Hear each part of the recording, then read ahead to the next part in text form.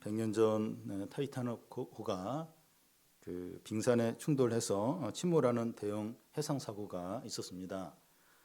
이 배는 무게가 46,000톤이고 또 길이가 270m고 높이가 건물 20층 그런 높이고 또 탑승객이 2,200명이 거기 함께 있었습니다.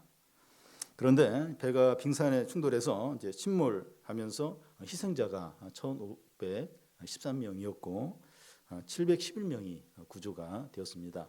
3분의 2가 이제 사망하고 3분의 1만 구조된 겁니다. 그 배에는 16척의 구명 보트와 4척의 접는 보트가 있었는데 승객의 반 정도만 탈 수 있었다고 합니다. 사고가 일어났을 때 이제 안내 방송이 배 전체에 제대로 전달이 되지 않아서 아래층에 있는 사람들은 모르는 가운데서 희생이 많이 되었다고 합니다. 이 타이타닉호가 이제 침몰한 가장 근본적인 이유는 이 배는 너무나 크고 잘 만들어졌기 때문에 절대 안전하다는 잘못된 확신이 있었다고 합니다. 그래서 이 사고에 대한 안전 준비가 되어 있지 않았고 이 사고가 났을 때도 대처 매뉴얼대로 전혀 되지 않았다고 합니다. 한 주 전에 일어난 이태원 참사는 어떻게 서울의 한 거리에서 156명의 청년들이 희생될 수 있었나 참 지금 생각해도 어이가 없고 이해가 되지 않습니다. 테러나 총기 난사가 일어난 것도 아니고 혹 테러가 일어났다고 해도 이렇게 많이 희생이 되는 경우는 드뭅니다. 바울 일행이 이제 크레타 섬의 미항에서 출발했는데 처음에는 순풍이 불었지만 그 강풍이 불어 닥치면서 배는 2주일 동안 밤낮 없이 표류를 하게 됩니다. 그 배 안에 탄 270명의 사람들은 보름 동안 자지 못하고 먹지 못하고 이 뱃멀미로 시달리고 무엇보다도 아무런 소망이 없는 두려움 가운데 휩싸여 있었습니다. 그들이 14일 동안 겪은 그 상황을 보면 몰살하든지 반 정도만 살든지 아니면 10여 명 정도만 구조되는 것으로 기대를 할 수 있었습니다. 배도 아프리카나 전혀 다른 곳으로 이렇게 흘러갈 가능성이 많았습니다.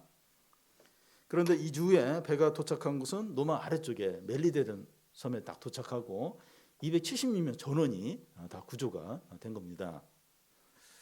이렇게 될 수 있었던 이유는 하나님께서 바울에게 말씀하신 대로 이루셨기 때문이죠.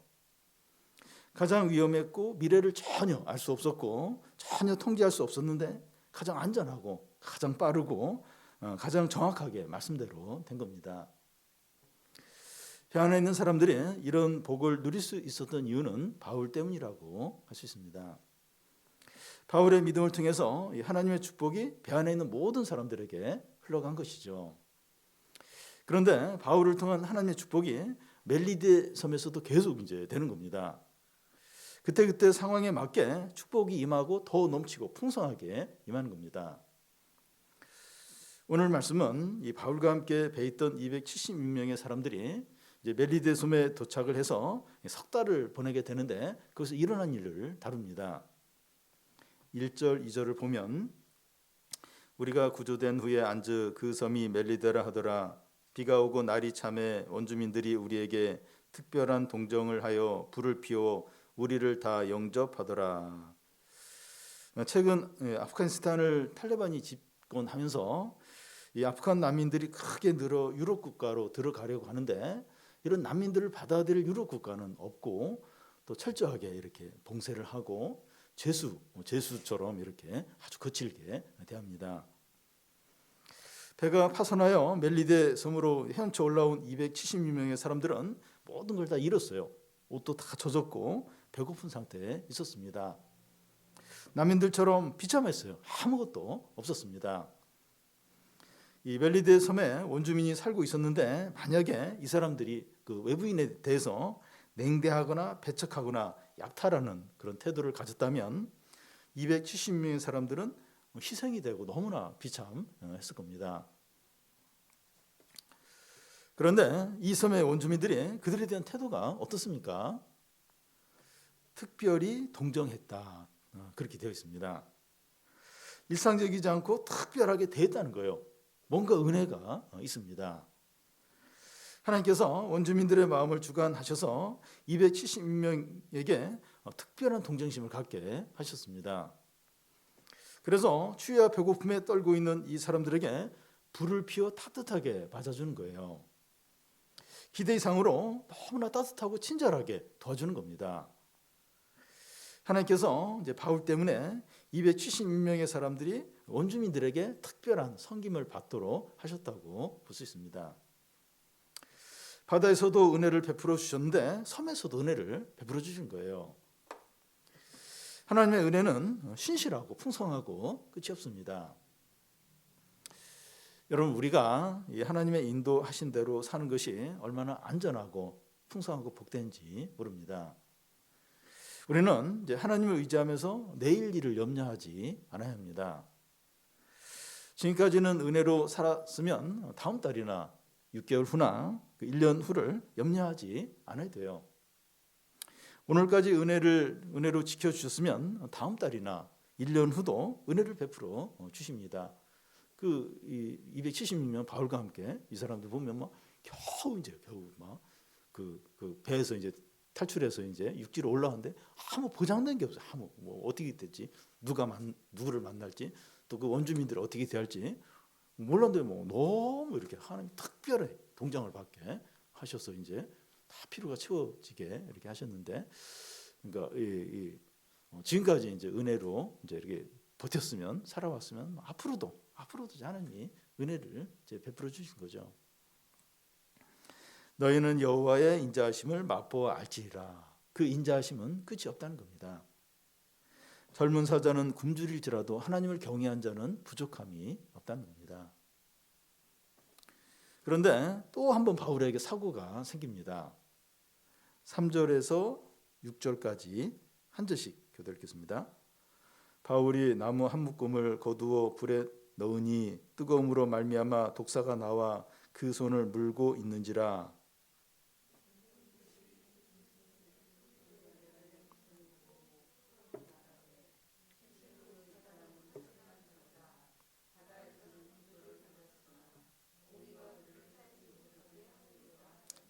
바울이 그 짐승을 그 불에 떨어 버림에 조금도 상함이 없더라.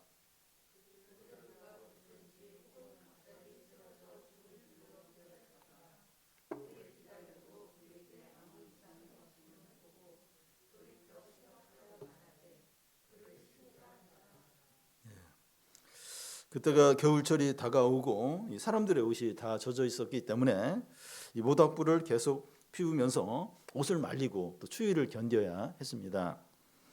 그런 상황에서 바울은 나이도 많았고 또 리더하는 위치에 있었고 그동안 수고를 많이 했기 때문에 앉아서 불만 쬐 수도 있었습니다. 그런데 그는 그렇게 하지 않고 나무 묶음을 거두어서 불에 던져 넣는 일을 하고 있었습니다. 불이 계속 타오르려면 누군가 이제 나무 장가지를 이렇게 막 모아서 이제 그 불에 넣어야 되니까 바울이 이제 그걸 하고 이제 있었던 겁니다. 여러분, 이 그리스도인은 이 나이와 지위와 상관없이 어디서나 섬기는 자여야 합니다. 예수님은 이제 섬김을 받으러 온 것이 아니라 섬기러 오셨다고 하고 이 제자들의 발을 씻기시면서 너희도 서로 이렇게 하라고 하셨습니다. 우리는 스스로에게 무익한 종이다. 나는 무익한 종이다. 이렇게 고백을 하고 허리에 띠를 띠고 섬기려고 해야 합니다. 주인하고 종하고 차이가 뭔가 하면 주인은 선택을 할 수 있어요. 내가 할까 말까. 근데 종은 의무적으로 해야 돼요. 뭐 이렇게 선택이 없어요. 그냥 의무적으로 섬겨야 하는 게 이제 종이죠. 나는 무익한 종이다. 이렇게 이제 계속 이렇게 그런 고백을 하는 게 필요합니다. 왜냐하면 우리의 주인이시고 선생이신 주님이 철저하게 섬기는 자였기 때문입니다. 그리스도인이 되면 주의 상전밖에 없습니다. 그리스도인이 되기 전에는 이제 자기의 어떤 뭐 사회적인 지위나 나이나 그래서 막 주위 사람들을 이렇게 막 시키기도 하고 그러는데 이 그리스도인이 되면 주위에 다 상전밖에 없어요. 뭐 애도 상전이고 또 뭐 젊은 사람 또 나의 상전이고 주위에 상전밖에 없게 됩니다. 비굴함이나 억울함으로 이제 섬기라는 것이 아니라 기쁨과 자원함으로 하는 거죠. 내가 무익한 종이다 이러면 비참해지고 막 억울하고 그게 아니고 이제 자원함으로, 기쁨으로 이제 섬기는 거죠. 교회 청소나 식사 준비나 설거지 하는 게 절대로 쉽지 않은데 우리 교인들은 이제 자발적으로 이렇게 너무나 잘 하고 계셔서 감사를 드립니다. 가정 안에서 이 남편들은 집안일을 적극적으로 해야 합니다. 특히 맞벌이 부부인 경우에는 이 남편들은 집안일을 부인과 반반 정도 나눠서 이렇게 할 생각을 이제 해야 합니다. 그래도 부인들은 남편이 모르는 더 많은 일을 감당을 이제 하게 되죠. 이 청소나 음식 쓰레기 버리는 거나 재활용 버리는 거나 설거지, 이거 여자만 하는 것이 아니라 누구나 이제 해야 합니다. 이렇게 하는 것이 왜 중요한가 하면 우리의 섬김을 통해서 복음이 주위 사람들에게 전해지기 때문이죠. 그러니까 복음이 뭐냐, 이런 어떤 구체적인 섬김을 통해서 복음이 좋은 거구나, 복음을 믿는 사람은 다르구나, 그게 이제 드러나게 되는 거죠. 바울이 나무 한 묶음을 이제 모아서 불에 던져 넣고 있는데 갑자기 나무 묶음 안에서 독사가 나와서 바울의 손가락을 물고 놓지 않는 겁니다. 독사가 나무 묶음 안에 들어가 있다가 뜨거운 이제 불기운이 이제 느껴지자 자기도 놀라서 이 바울의 손가락을 물은 겁니다. 왜 하필 바울에게 이런 일이 일어났을까요? 독사가 누군가 물어야 한다면 그들 가운데 죄가 제일 많은 사람을 물어야지, 하나님을 잘 믿고 다른 사람을 위해서 제일 수고하는 바울에게 왜 이런 일이 일어납니까? 그런데 이 남들보다 신앙이 더 좋고 믿음대로 살려고 하는 사람에게 사고가 더 일어나고 질병도 더 많이 생기는 것 같아요. 276명 중에서 한 사람이 독사에 물렸는데 바울이 이제 딱 물린 겁니다. 일반 사람들에게도 잘 일어나지 않을 어려움이 나에게나 우리 가족에게나 우리 교우들에게 일어날 수 있다는 겁니다. 이 보이스피싱 뉴스에서 많이 들었는데 우리 교인 중에 한 분이 2년 전에 보이스피싱 해가지고 사기를 이제 당한 적이 있었습니다. 이런 일이 일어났을 때 너무 낙심하거나 불평하거나 침체되지 않아야 됩니다. 나는 예수님 믿는데 왜 하필 왜 나에게, 왜 우리 가정에, 또 내가 잘하는 사람에게 왜 이런 일이, 물론 마음이 힘들죠. 근데 너무 낙심하거나 불평하거나 절대로 일어나면 안 될 일이 일어난 것처럼 그렇게 하지 않아야 합니다. 그 당시에는 이해가 되지 않지만 하나님의 선한 뜻이 반드시 있어요. 반드시 있습니다. 이 보이스피싱 당한 교우도 이제 하나님의 신실한 은혜를 경험하는 기회가 되었습니다. 사기당한 금액을 다 찾는 기적을 경험했고 본인도 그렇고 온 교인들이 막 너무나 이제 감사하고 참 하나님의 은혜를 경험하는 그런 기회가 되었습니다. 원주민들은 이 독사가 바울의 손을 물고 이제 매달려 있는 것을 보면서 이제 무슨 생각을 합니까? 이 사람은 진실로 살인자라는 거예요. 바다에서는 구조를 받았지만 공의가 그를 살지 못하게 한다는 거예요. 그리스 신화에 나오는 이 복수의 신 네메시스인데 이 네메시스가 바울을 바다에서 죽이지 못했지만 육지에서 독사를 통해서 죽이려고 한다는 거죠. 그래서 원주민들은 이 바울의 손가락이 크게 이제 부어오르거나 또 곧 쓰러져 죽을 것을 생각하면서 계속 바울을 지켜보는 거예요. 그런데 바울은 독사가 그의 손가락을 물고 매달려 있는 것을 크게 놀라지도 않고 흔들어서 그냥 불 속에 던져버리고 아무렇지도 않게 불 옆에서 불을 쬐는 겁니다. 우리는 이제 바울의 이런 태도를 좀 본받을 필요가 있습니다. 겁에 질려서 떨고 있거나 불평하는 것이 아니라 침착하게 담담하게 이제 받아들인 거죠. 바울의 성품이 온유하고 기질적으로 차분해서 이런 것이 아니라 믿음과 은혜로 충만하기 때문입니다. 신자가 성령 충만하면 덜 놀래요. 덜 두려워하고 덜 염려하게 됩니다. 물론 염려도 하긴 하지만 성령 충만은 덜 염려하고 덜 두려워하게 되죠. 우리에게 왜 이런 부분이 좀 중요한가 하면 주에 믿지 않는 사람들이 우리를 다 지켜보고 있기 때문입니다. 이렇게 그래도 이제 믿는 사람은 좀 다르지, 뭔가 이렇게 기대를 이제 이렇게 갖고 지켜보고 있죠. 우리의 마음을 믿음과 은혜와 말씀으로 가득 채우는 겁니다. 뭐 기질, 뭐 성품 그런 차원이 아니라 이 믿음과 은혜와 말씀으로 가득 우리 마음을 이제 채우는 거죠. 우리가 쉽게 짜증내고 화를 내고 염려할 때는 영적으로 상태가 안 좋을 때입니다. 막 짜증내고 막 화내고 안 좋을 때 이제 그렇게 되죠. 그런데 믿음이 좋고 은혜가 있을 때는 웬만한 어려움을 참아요. 또 용납하고 인내를 합니다. 우리는 이제 매너가 좋은 사람보다는 성숙한 사람이 되어야 하고, 이 재밌는 사람보다는 온유한 사람이 되어야 되고, 또 뭔가를 많이 하는 사람보다는 말씀의 사람이 되어야 합니다. 원주민들은 이제 바울을 계속 바라보면서 지금 손이 이제 부어오르고 이제 쓰러질 때가 됐는데 하면서 기다리고 있었습니다. 그런데도 바울이 진짜 아무 이상이 없자 이제는 그들이 생각을 바꿔서 바울을 신이라고 이제 생각을 하는 겁니다. 전에 바울이 누스드라에서 걷지 못하는 장애인을 이제 고쳐줬을 때 그때 사람들이 바울에게 몰려와서 신이 사람의 모양으로 우리에게 내려왔다 이러면서 그 제사를 지내려고 했어요.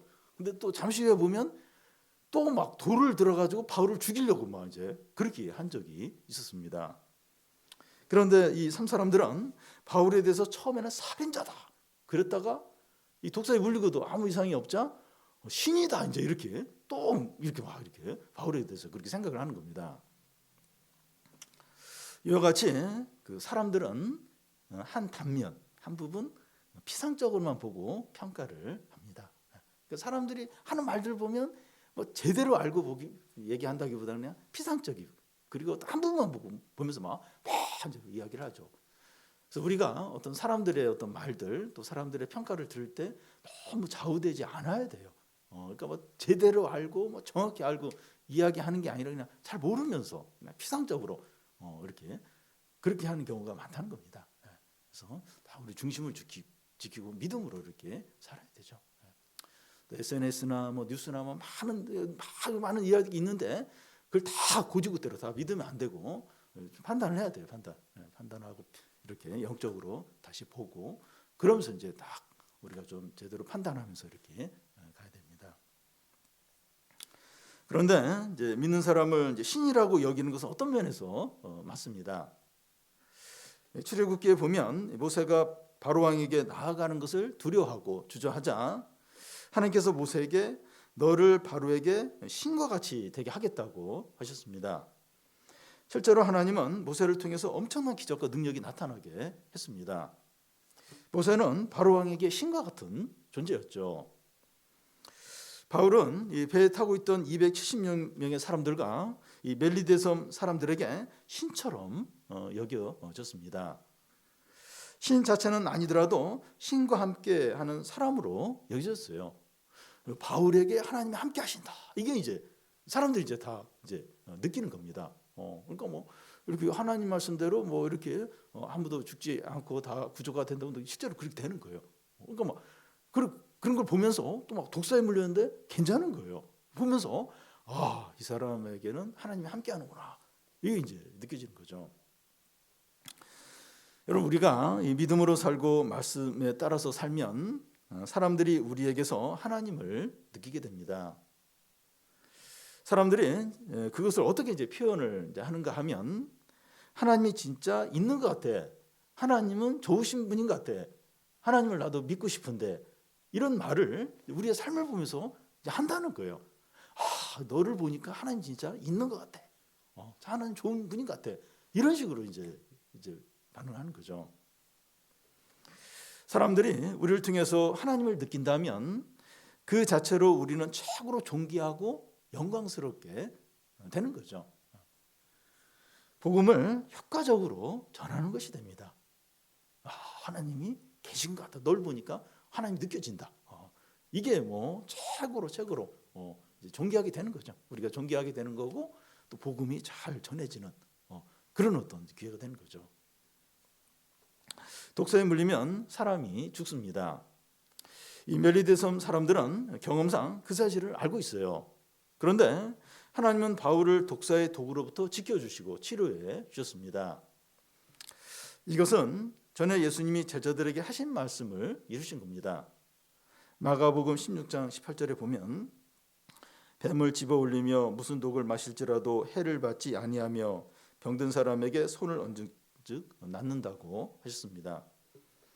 바울은 이 말씀대로 보호를 받았습니다. 그런데 이 말씀은 우리가 문자 그대로 뱀을 만지거나 이 독을 마셔도 된다는 그런 의미가 아닙니다. 이 말씀의 의미는 이 바울처럼 고난 가운데서도 하나님의 뜻대로 살 때 예상치 않는 사고와 위기 가운데서도 하나님이 기적적으로 지켜주시고 보호해 주신다는 거죠. 선교의 최전선이나 치열한 영적 싸움이 있을 때 하나님께서 주의 종들을 지켜주고 보호해 주신다는 겁니다. 여러분, 우리가 하나님을 경외하면 큰 풍랑과 같은 위기나 독사에 물린 것 같은 어려운 가운데서도 하나님께서 지켜주시고 보여주십니다. 조심하지 않아도 되고 준비하지 않아도 된다는 말이 아니라 믿음으로 살면서 주저하지 말라는 겁니다. 이거 믿음으로 이렇게 해야 되는데 위험이 많아요. 이거 진짜 하나님의 뜻인데 이거 무슨 사고가 날 것 같고 막 그런 걱정이 있다 할지라도 이게 하나님의 뜻이고 믿음이면 주저하지 말라는 거예요. 이렇게 하나님이 보호하신다는 거예요. 지켜주신다는 겁니다. 왜냐하면 믿음으로 사는 것이 겉으로는 고생이지만 실제적으로는 가장 안전하고 복되기 때문입니다. 이 섬의 원주민들의 선대가 이제 계속되는데 이 섬에서 추장인 보블리오라는 사람이 바울과 276명의 사람들을 자기 집에 초대해서 후하게 이렇게 대접을 해줍니다. 바울이 보블리오의 집에 머무는 동안 그의 부친이 열병과 이질로 고생하는 걸 보고 기도를 해요. 기도를 해서 낫게 해줍니다. 이 소식이 전해지자 이 섬에 있는 많은 병자들이 바울에게 찾아와서 이렇게 치료를 받고 병이 낫게 됩니다. 여러분, 바울은 복덩어리입니다. 그는 아무것도 없는 것 같으나 모든 것을 가진 자이고 무명한 자 같으나 유명한 자이고 비천한 자 같으나 존귀한 자라는 겁니다. 신자가 다 이런 자들이죠. 이런 사람이죠. 아무것도 없는 것 같은데 진짜 모든 걸 가진 자, 비천한 자 같은데 진짜 존귀한 자, 이 신자들이죠. 어디를 가나 사람들을 살리고 돕고 치료하는 겁니다. 바울이 그래요. 어디를 가나 그렇게 하고 있습니다. 바울이 이렇게 사용될 수 있었던 이유는 그가 많은 것을 갖고 있거나 상황이 좋기 때문이 절대 아닙니다. 그는 재수 신분이고 아무것도 없었어요. 가진 게 진짜 없었습니다. 그런데 그에게는 하나님의 말씀과 성령과 은혜와 사랑과 긍휼히 여기는 마음이 가득했습니다. 바울과 우리를 비교해 볼 때 우리는 많이 가졌고 더 좋은 상황에 있다고 할 수 있습니다. 우리가 다른 사람과 비교해서 없는 것이지 비교할 때 이게 더 많은 사람하고 비교할 가능성이 많아요. 그래서 막 없다 이렇게 나는 가진 게 없다 이렇게 이제 생각을 이제 하기가 이제 쉬운데요. 그리고 지금 상황이 최악의 상황도 아니에요. 지금 너무 어려운 상황도 아닐 수 있습니다. 그래도 많이 가지고 있고 그래도 이제 좀 평안한 가운데 있다고 할 수 있습니다. 우리 교회 한 집사님이 그 집에서 거동이 불편한 모친을 이렇게 모시는데 이 화장실을 걸어서 가는 게 은혜다 이런 말을 이제 하셨습니다. 일상적인 안전이나 평안이 절대 당연한 게 아니라는 겁니다. 이런 시각으로 우리 삶을 돌아보면 많이 가졌어요. 많이 가졌고 그래도 그렇게 어려운 상황은 아니다 하는 생각을 하게 됩니다. 이렇게 위로 막 폭탄 이렇게 날아다니지 않고 옆에 막 폭탄 안 터지고 얼마든지 이럴 수 있는 거예요. 근데 이렇게 그렇지 않고 이런 게 이게 당연한 게 아니라는 겁니다. 그리고 걸어 다닐 수 있는 거 우리 교회는 엘리베이터도 없는데 이렇게 걸어올 수 있는 걸어 계단을 이게 당연한 게 아니에요. 어느 때부터인가는 이렇게 계단 오르기 힘들어요. 그리고 계단 때문에 어디도 못 가고 교회에도 못 올 수 있는 그런 상황이 온다는 겁니다. 그래서 이런 시각으로 보면 우리가 많이 가졌어요. 그리고 지금 상황이 그렇게 절망적인 건 이제 아니라는 생각을 하게 됩니다.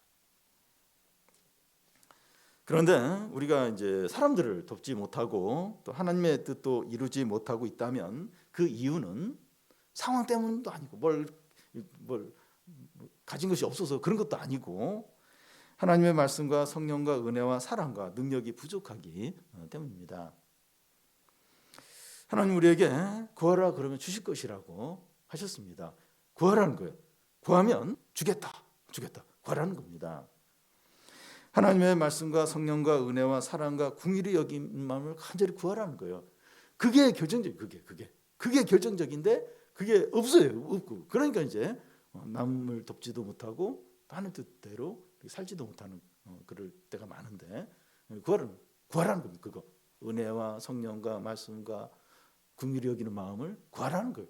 주신다는 거예요. 하나님이 넘치도록 주신다는 겁니다. 내게 능력 주신 자 안에서 우리가 모든 것을 할 수 있습니다. 나는 할 수가 없어요. 근데 내게 능력 주신 자 안에서 모든 걸 그 능력으로 모든 걸 감당을 할 수가 있습니다.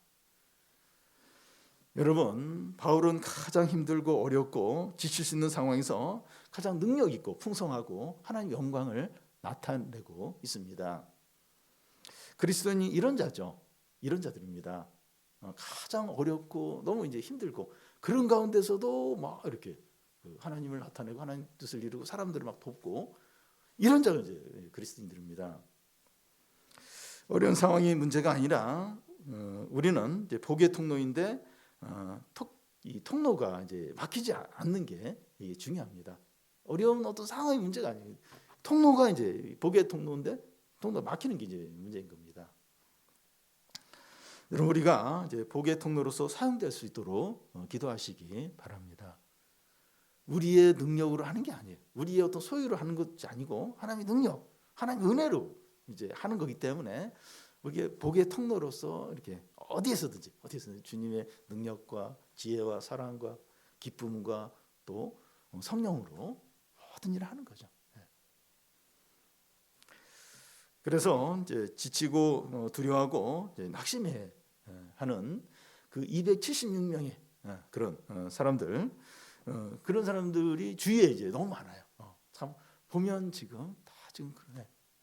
우리 사회도 보면 지금 많은 사람들이 낙심해 있고 두려워하고 슬퍼하고 주위에 지쳐 있어요. 지쳐 있고 너무나 힘들어하는 그런 사람들이 너무나도 많은데 참 우리가 그런 사람들을 섬기고 그들에게 이제 하나님을 나타내고 풍성한 은혜를 함께 누리는 성도들이 다 되시기를 바랍니다.